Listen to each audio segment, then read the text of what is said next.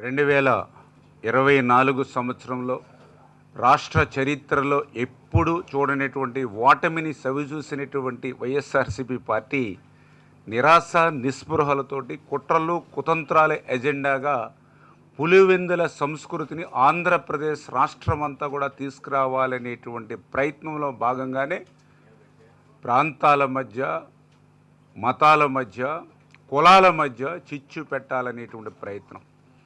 అందులో భాగంగానే రాయలసీమ, కోస్తా, ఉత్తరాంధ్ర అనేటువంటి ప్రాంతాల మధ్య చిచ్చు అనేటువంటి ప్రయత్నం విఫలం చెందినటువంటి విషయం మీ అందరికీ తెలుసు. అదే రకంగా కలియుగ దైవం వెంకటేశ్వర స్వామి వారి ప్రసాదాన్ని సైతం అపవిత్రం చేయాలని చూస్తే మనం ఎవ్వరూ శిక్షించిన అవసరంలా. ఆ కలియుగ దైవం వెంకటేశ్వర స్వామి మొన్న ఎన్నికల్లో జగన్మోహన్ రెడ్డిని శిక్షించినటువంటి పరిస్థితి. ఏదైతే ఫాస్టర్ ప్రవీణ్, కడప ఫాస్టరు అభినయ్ ఇటువంటి వారిని అడ్డు పెట్టుకుని మతాల మధ్య చిచ్చు రాజేసి చలి కాసుకోవాలనేటువంటి జగన్మోహన్ రెడ్డి ప్రయత్నం కూడా బెడిసి కొట్టినటువంటి పరిస్థితి కూడా మొన్న మనం చూసాం. ఇటువంటి స్థితిలో ఇప్పుడు కులాల వంతు వచ్చింది గొడ్డల పార్టీకి.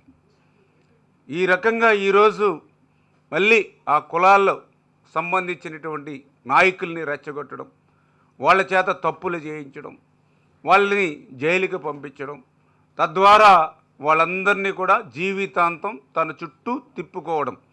ఇదే జగన్మోహన్ రెడ్డి పులివెందుల సంస్కృతికి నిదర్శనం.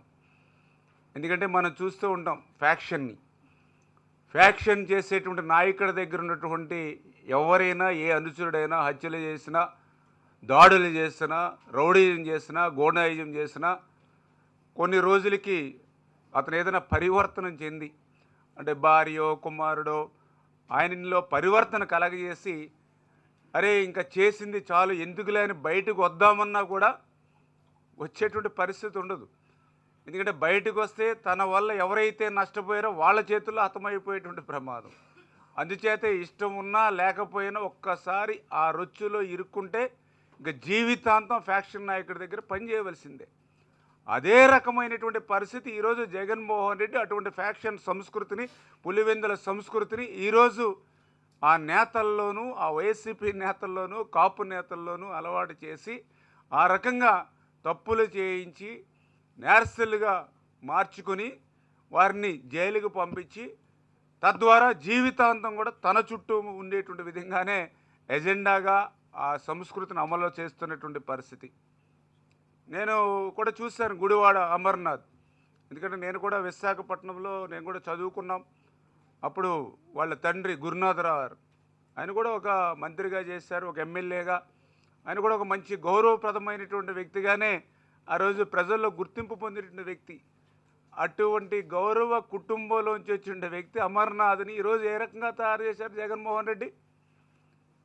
ఒక యువకుడు, ఉత్సాహవంతుడు, చదువుకున్నటువంటి వాడు. అటువంటి వాడి బంగారు భవిష్యత్తును నాశనం చేసేటువంటి విధంగా నేతల్ని తిట్టించడం, బూతులు మాట్లాడించడం, అది కూడా సాటి కాపుల మీద దాడి చేయించడం, పవన్ కళ్యాణ్ గారిని తిట్టించడం.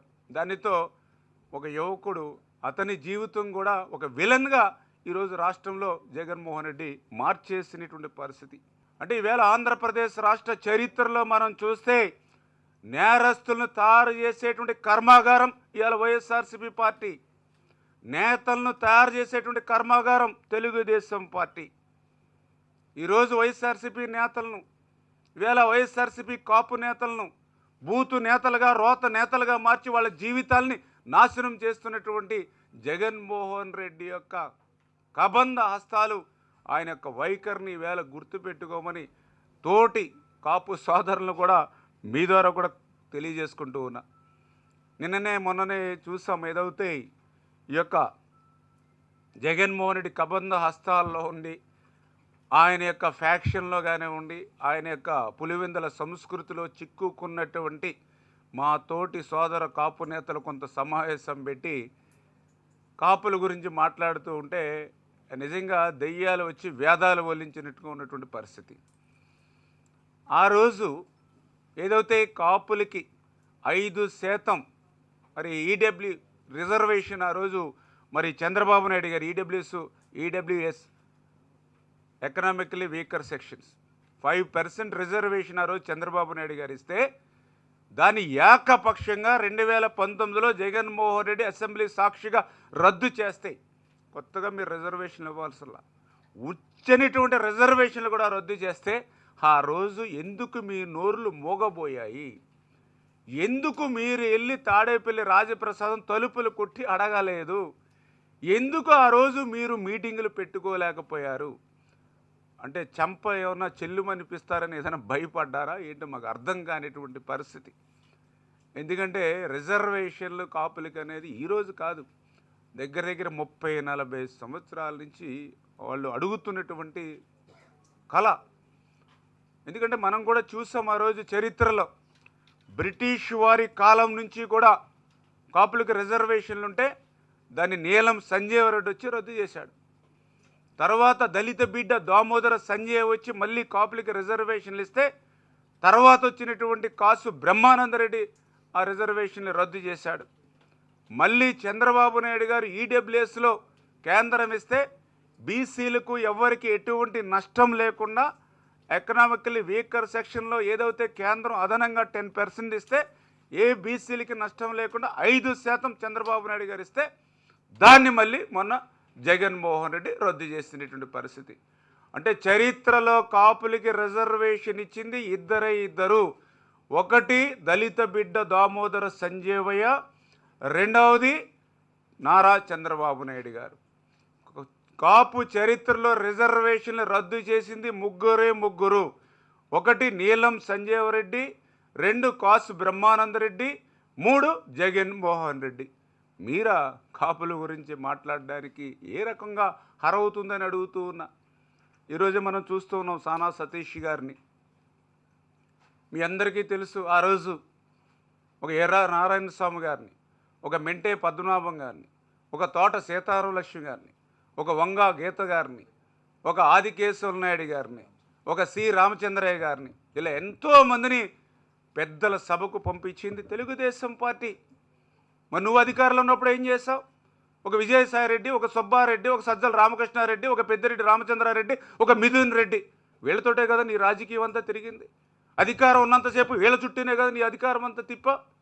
అంటే అధికారం ఉంటే వాళ్ళ, అధికారం లేకపోతే మరి వీళ్ళ అనేటువంటి విషయం ఇలా నేను చెప్పడం కాదు, ప్రజలు ఈవేళ జగన్మోహన్ రెడ్డిని, గొడ్డల పార్టీని ఈరోజు ప్రశ్నిస్తున్నటువంటి పరిస్థితి. మనందరికీ తెలుసు తిరుమల తిరుపతి దేవస్థానం టీటీడీ చైర్మన్, అత్యంత పవిత్రమైనటువంటి టీటీడీ చైర్మన్ని ఆ రోజు చదలవాడ కృష్ణమూర్తి గారికి కానీ, ఆదికేశ్వర నాయుడు గారికి కానీ, పప్పుల చలపతిరావు గారికి కానీ ఇచ్చింది తెలుగుదేశం పార్టీ. నువ్వు అధికారంలోకి వచ్చిన తర్వాత ఎవరికి ఇచ్చావు? బొమ్మ కరుణాకర్ రెడ్డికి ఇచ్చావు, సుబ్బారెడ్డికి ఇచ్చావు. అంటే అధికారంలో ఉంటే ఏం చేస్తా ఉన్నావు? అధికారం పోతే ఏం మాట్లాడుతున్నావో తెలుసుకోలేనంతటువంటి అజ్ఞానంలో మేము ఎవ్వరం కూడా లేము అనే విషయాన్ని ఈవేళ ఈ గొడ్డల పార్టీకి ఈ సందర్భంగా గుర్తు చేసుకుంటున్నానని చెప్పి మీ ద్వారా తెలియజేసుకుంటూ, ఈరోజు చంద్రబాబు నాయుడు గారు, పవన్ కళ్యాణ్ గారు, ఎందుకంటే వీరిద్దరి కలయిక ఏదో వీళ్ళిద్దరు పదవులు పొందడానికి కాదు. 5 సంవత్సరాల నీ నిరంకుశత్వ నియంతృత్వ పాలన నుంచి ఈ రాష్ట్రాన్ని స్వేచ్ఛ స్వతంత్రం ఇవ్వాలనేటువంటి ఆలోచనతో, 5 సంవత్సరాల నీ కక్షలు, కేసులు, వేధింపుల పాలన నుంచి ఈ యొక్క రాష్ట్రానికి ఉపశమనం కలిగించాలనే ఉద్దేశంతో, 5 సంవత్సరాలు నీ బుల్రోజర్లు, నీ బూతుల పంచాంగం నుంచి ఈ యొక్క రాష్ట్ర ప్రజలకు మరి ఈవేళ స్వేచ్ఛ వాయువులు ఇవ్వాలనే ఆ రోజు చంద్రబాబు నాయుడు గారు, పవన్ కళ్యాణ్ గారు కలిసినటువంటి పరిస్థితి.